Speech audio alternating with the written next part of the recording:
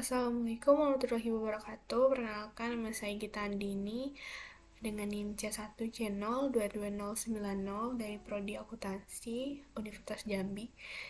Di sini saya akan mempresentasikan tentang timbulnya utang pajak, penagihan pajak, dan hapusnya utang pajak. Secara umum, utang pajak adalah tagihan pajak yang masih harus dibayar oleh wajib pajak atau bisa juga disebut dengan tunggakan pajak. Utang pajak biasanya timbul akibat berbagai macam sebab. Di antaranya termasuk sanksi administrasi berupa bunga, denda, atau kenaikan yang tercantum dalam surat ketetapan pajak sesuai dengan ketentuan peraturan perpajakan yang berlaku. Utang pajak adalah dasar pemberlakuan penagihan pajak oleh jurusita, dikarenakan belum adanya peraturan perpajakan yang menjelaskan lebih detail mengenai timbulnya utang pajak. Para praktisi pajak menegaskan dua ajaran yang mengatur timbulnya utang pajak. Yang pertama, ada ajaran formil. Utang pajak timbul akibat diterbitkannya SKP oleh Fiskus, alias pegawai pajak yang membantu wajib pajak dalam memenuhi kewajiban perpajakannya. SKP ini diterbitkan apabila pemungutan pajak dilakukan dengan Official Assessment System, di mana Fiskus akan menghitung jumlah pajak yang terutang, maka akan dikirimkan surat pemberitahuan ke wajib pajak mengenai nominal pajak yang harus dibayar. Yang kedua ada ajaran material. Utang pajak timbul karena undang-undang dan faktor yang mengakibatkan seseorang atau satu pihak tertentu dikenakan pajak. Penagihan pajak. Penagihan pajak adalah proses tindakan yang dilaksanakan terhadap penanggung pajak agar membayar utang pajak serta biaya penagihan pajak. Pengertian penagihan pajak menurut Sumitra 1996 yaitu tindakan yang dilakukan Direktorat Jenderal Pajak sebab wajib pajak tidak mengikuti ketentuan undang-undang pajak terutama tentang pembayaran pajak tersebut. Penagihan pajak ada dua. Yang pertama, penagihan pajak pasif. Pada proses penagihan pajak yang bersifat pasif ini, otoritas pajak atau Fiskus hanya menerbitkan surat tagihan pajak atau STP atau surat sejenisnya lainnya yang menyebabkan pajak terutang akan menjadi lebih besar. Dalam jenis penagihan ini, otoritas pajak atau Fiskus hanya akan memberitahukan kepada wajib pajak terkait bahwa terdapat utang pajak. Yang kedua, ada penagihan pajak aktif.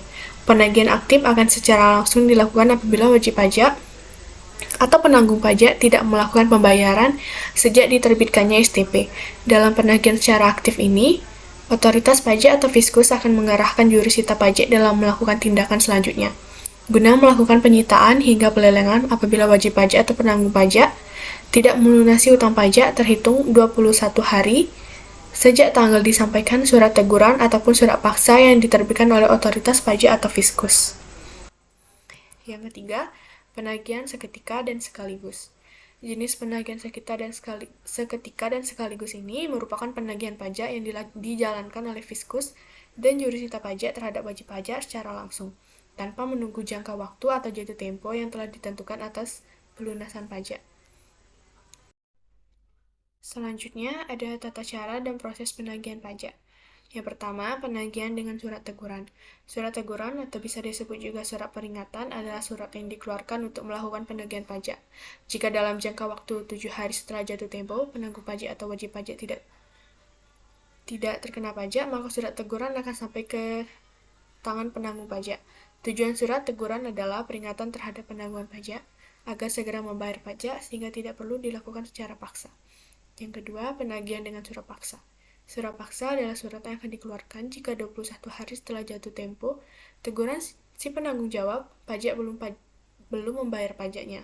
Dengan terbitnya surat paksa, wajib pajak harus membayar pajaknya dalam waktu 2 kali 24 jam agar tidak ada tindakan pemblokiran rekening. Yang ketiga, penagihan dengan surat sita. Penyitaan bukan semata-mata bertujuan untuk memperdagangkan barang milik penanggung pajak, melainkan petugas memanfaatkan barang-barang tersebut sebagai jaminan agar penanggung pajak membayar pajak terutangnya. Apabila dalam 14 hari penangguhan pajak belum melunasi utang pajaknya, maka akan dikeluarkan pengumuman lelang. Yang terakhir, penagihan dengan lelang. Lelang akan dilaksanakan apabila dalam waktu 14 hari setelah dikeluarkannya pengumuman lelang, penanggung pajak belum melunasi pajaknya tersebut.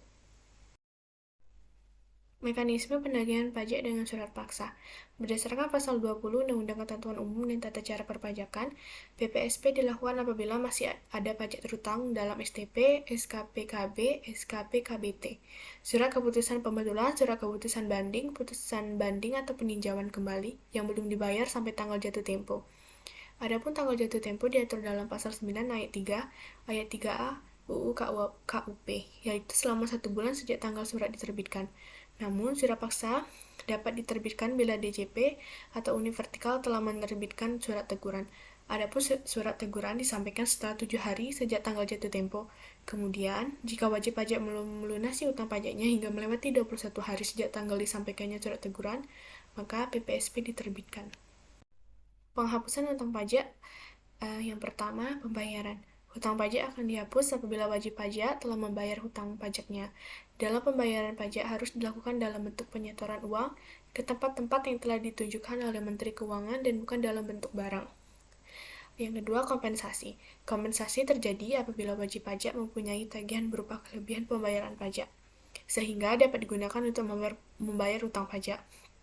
Kelebihan bayar pajak sendiri dapat terjadi karena berbagai hal seperti perubahan undang-undang pajak, kekeliruan pembayaran, adanya pemberian pengurangan, dan sebagainya. Karena itu, kelebihan pajak dapat dikreditkan. Yang ketiga, kadaluarsa. Melansir dari DJP, hak untuk menagih pajak kadaluarsa setelah melampaui waktu 5 tahun terhitung sejak tanggal terutang pajak atau berakhirnya masa pajak. Bagian tahun atau tahun pajak yang bersangkutan. Kadaluarsa penagihan pajak dapat dicegah dengan melakukan penagihan teguran dan pengakhiran dengan mengajukan permohonan keberatan atau penagihan atau penangguhan. Selanjutnya, pembebasan. Alternatif lain untuk menghapus hutang pajak adalah dengan cara pembebasan. Namun, pembebasan di sini pada umumnya bukan berarti menghilangkan pokok hutang pajak, tetapi hutang pajak dapat berakhir dengan pembebasan karena cara ini merupakan sarana hukum pajak untuk melepaskan tanggung jawab wajib pajak berupa membayar pajak. Yang terakhir adalah penghapusan. Penghapusan hutang pajak mirip dengan cara pembebasan. Perbedaannya, cara penghapusan diberikan karena keadaan keuangan wajib pajak. Penghapusan juga merupakan cara untuk mengakhiri hutang pajak. Namun, hanya dengan alasan tertentu. Ketika uang pajak telah dihapus, perikatan pajak akan berakhir, sehingga wajib pajak tidak lagi memiliki kewajiban membayar pajak yang terutang. Sekian presentasi dari saya ucapkan terima kasih. Wassalamualaikum warahmatullahi wabarakatuh.